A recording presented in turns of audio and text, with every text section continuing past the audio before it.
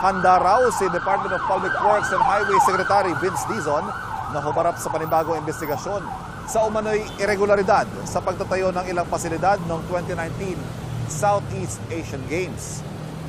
Sabi ni Dizon sa aking panayam sa kanya kanina, na ibasura na ang mga reklamo kaugnay rito noon pa.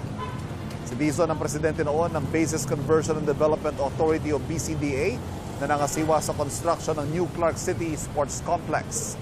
Ang sabi ni Dizon, sakaling buksan muli ang investigasyon, kampante siya at malakas ang kanyang loob na harapin ito.